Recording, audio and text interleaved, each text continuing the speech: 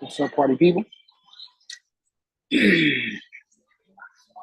So we are back again, and we are doing Unit 5, Lesson 7. We're talking about function notation and slope. So all of these things from the previous units, the previous lesson, are coming back together. So today we're going to talk about how function notation and slope coordinate. So let's get into some things. We're on page 65 in our workbook. And we are going to, let's see, we're going to actually, hold on 1 second. Let me stop the video for a second because I need to download these pictures. So this is what happens when you're enjoying the music. Just a minute. All right, so I'm going to bring these. All right.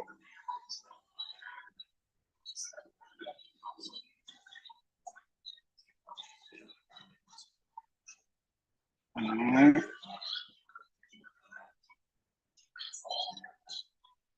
And hopefully all of these download.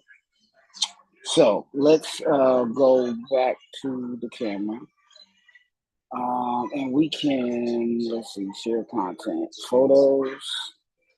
I want to share. Now, these photos are going to be out of order. I can already tell, but it's okay. All right, so we don't want to start with activity 1. We want to actually start with the bridge 1. So one of the things we want to look at, what do we notice? What do we wonder? So I'm just going to write a couple things under here. So we noticed that the temperature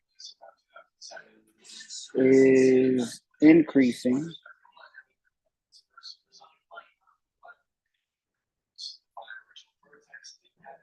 temperature is decreasing, and the temperature is constant. Okay. So why does temp change so much in one day? All right. So these are just a few things that you might notice, or you might wonder something totally different, which is totally fine. But I want to just say those things. So that's your notice and wonder. Now let's go right into it. Let's see.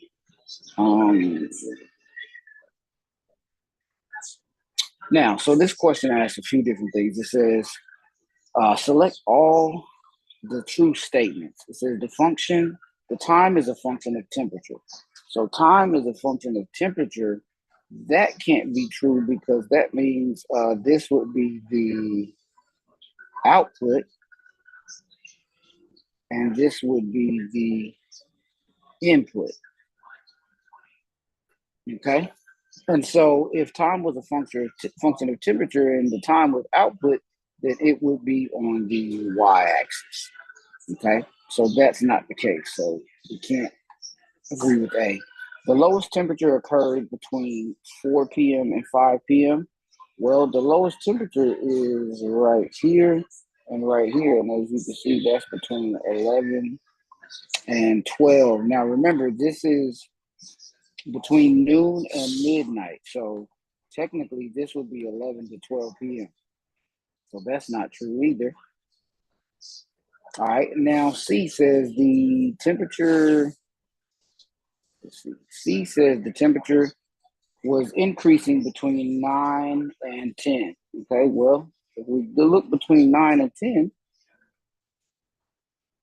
right there to there, well, we can see that temperature is decreasing, so that's not true. All right, the temperature was 74 degrees twice during the 12-hour period. Let's see, where's 74 degrees? 74 degrees is about right here. If I can write, it's about right here. So if we keep going, then yeah, it would be 74 degrees again. So this is true. That is true. And then there was a 4-hour period during which the temperature did not change. Well, we see here the temperature did not change. So let's see, that starts at about 5 p.m. and goes to about 9 p.m. So this is true as well. Okay. So remember, you want to go through and look at these different things on the graph. The main one that we have to be very careful about is the first one, A. Remember, the input is a function, or I'm sorry, the output is a function of the input, and the output is most likely going to be on the y-axis. There are some cases where they put it on the x-axis, but it's rare. So be mindful of that. So then now we look at bridge 2. Let's see. Bridge 2 says Noah and a sibling are going to make their favorite dinner.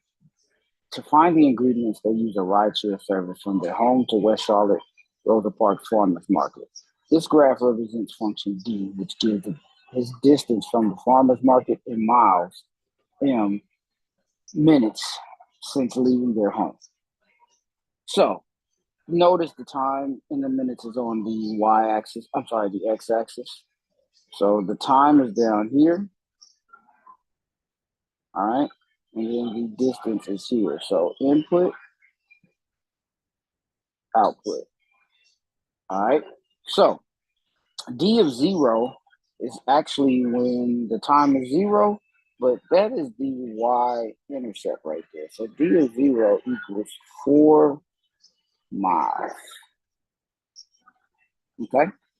D of 12, let's look where the time is 12. Let's see. Change that color. When the time is 12, we have this point on the y-axis right here. So we got to go up. Boom. So what is that x value?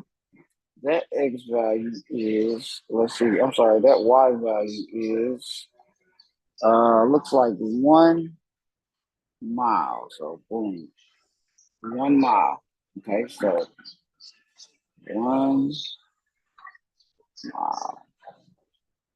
All right, now it says the value of m when d of m equals 2.4. Okay, so we're looking for an output of 2.4. We're looking for an output of 2.4. Well, let's go up here. 2.4 about right there. That's the output. Okay.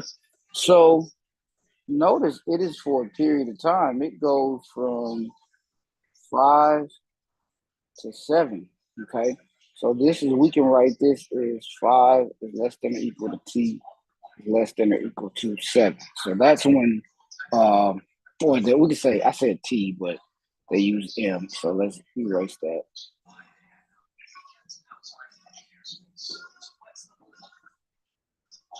Wait, I wrote that wrong. Okay, so m is between 5 and 7. And then number 4 says the value of m when d of m is 0. So we're trying to figure out when d of m is 0 and the output is 0, it's actually way down here. So 17. So that would be 17 minutes when the distance from the house is 0. So be very, very careful with these. Okay, you want to look at different things on the graph, and I'm trying to erase this, not drawing. And be very, very careful with these different things on the graph. Okay, so that's your second bridge. Let's clear these out. Let's see. The bridge number 3. It says several input output pairs of values for a function are shown in the table. Do you suspect the function is linear? Well, do we suspect the function is linear? How can we find that out? If it's linear, then it has the same slope between different points, right? So number one and number two kind of go hand in hand. So if we want to know if this is linear, let's find the slope. So let's find the slope between these 2 points first. So let's go y2 minus y1. So remember, y is the output. So 2 minus -1 over 1 minus 2. And 2 minus -1 is 3 over -1, so equals -3. Okay. And then let's do the next one in green. So we're going to find the slope between these 2 points. So we're going to say -1 minus -7 over 2 minus 4. -1 minus -7 is 6. 2 minus 4 is -2, so that gives you -3. All right, and then now we're going to do in blue, we're going to do the slope between these two. So we're going to say -7 minus -13 over 4 minus 6. -7 minus -13 is +6, and 4 minus 6 is -2, and 6 over -2 equals -3. So I do suspect that this is linear because all the points have the same slope. Okay, so I'm going to say yes. All right, and now it says compute the rate of change of this data for at least 3 pairs of inputs and their corresponding outputs. So we've already done that. So you can write the same thing for number 2 that you wrote for number 1. Slope, rate of change, it's all the same. Okay. Now let's look at part 2 of bridge 3. So it says write what equation seems to describe the function. Okay. So when I think about an equation, I'm thinking y equals mx plus b. Now, remember, we already said that m is equal to -3, right? Based upon our calculations from numbers 1 and 2. So let's take two ordered pair. Let's go with this ordered pair, right? Remember, you have x and y. So we're going to say, we're going to say 2 for my y equals -3 times 1 plus b. So 2 equals -3 plus b. And then we're going to add 3 to both sides. So +3 plus 3. 2 plus 3 is 5. 5 equals b. So now I know my b. I know my m. So I'm going to say that I think the equation should be y equals -3x plus 5. That's the equation that I think. Okay. Now, when I do this, I've got to check it because number 4 says verify that the input and output pairs in the table make your equation true. If not, revise your equation. So we've already seen that this one works. All right, let's see if the second one works. So we're going to say, remember, x and y. So we're going to say -1 is equal to -3 times 2 plus 5. Okay, -1 stays the same. -3 times 2 is -6 plus 5. And -6 plus 5 does equal -1. So this one works as well. Let's do 4 and -7. So -7 equals -3 times 4 plus 5. -7 stays the same. -3 times 4 is -12. And -12 plus 5 actually is -7. So this works as well. Okay. And then let's try the last one just in case. Why not? So we're going to see, does -13 equal -3 times 6 plus 5? Well, let's see, -13. -3 times 6 is -18. And -18 plus 5 is -13. So yes, Okay, so we know now that this equation does work. All right. So that's our bridge number 3. Now, last but not least, we're going to go into the activity. And the activity actually just talks about finding slope. Okay. So remember, slope, same thing. We want to keep that slope equation. Y2 minus Y1 over X2 minus X1.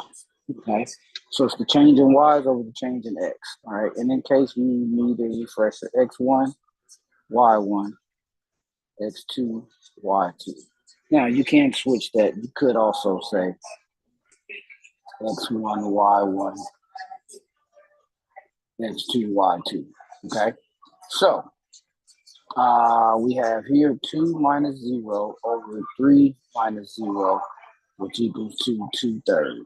Okay, so M equals 2/3.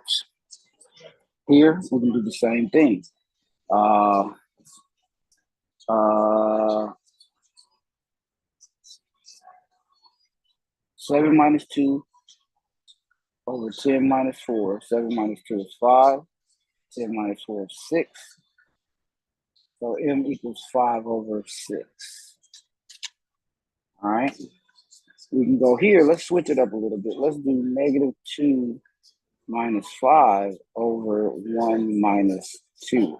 Remember, if you use the first order pairs as X2 and Y2, you have to switch up the second order pairs as X1 and Y1. So negative 2 minus 5 is negative 7. 1 minus 2 is negative 1. And so we get M equals 7.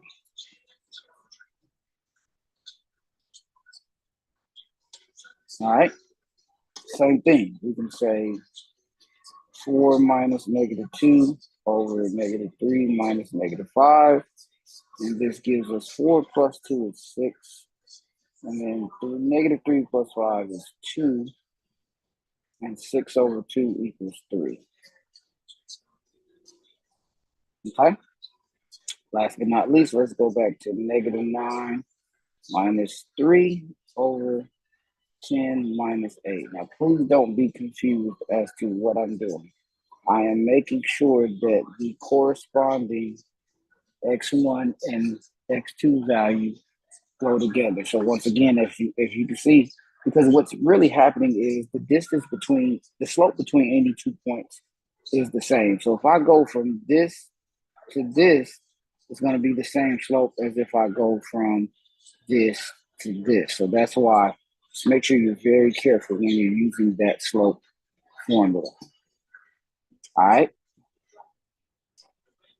And last but not least, so it says, for each pair of points, find the slope of the line that goes through the 2 points. I'm going to show you all this the easy way, but I am going to write the ordered pairs, right? So the ordered pairs for point A, let's see.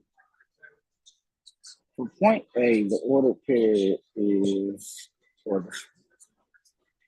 the ordered pair is 2, 3. So point B, it's 4, negative 1. For point C, it's negative 2, 5. For point D, it's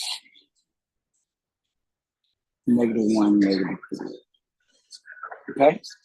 So I'm going to show you all the easy way to calculate this slope because we've already shown how to use the slope formula in part 1. So from A to B, let's go from A to B. So if I start here at A, I go down 1, 2, 3, 4. So negative 4 over 1, 2. So over positive 2. All right. So negative 4 over 2 equals negative 2. Uh-oh, they playing my jam, yo. Uh-oh. They playing my jam.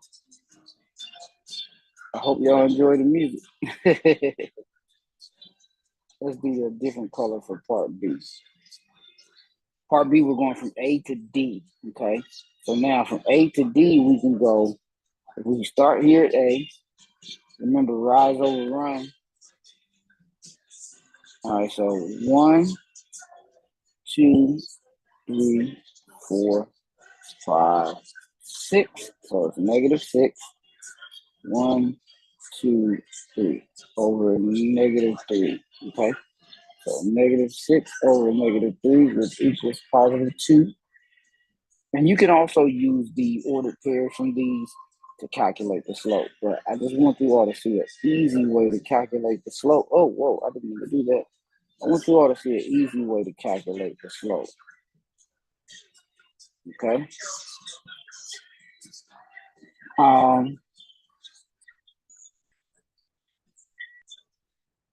Let's go blue. From B to C, right? So if I start here at B and I go up to C, so I go rise 1, 2, 3, 4, 5, 6. So +6. 1, 2, 3, 4, 5, 6. -6. So 6 over -6 equals -1. And then last but not least,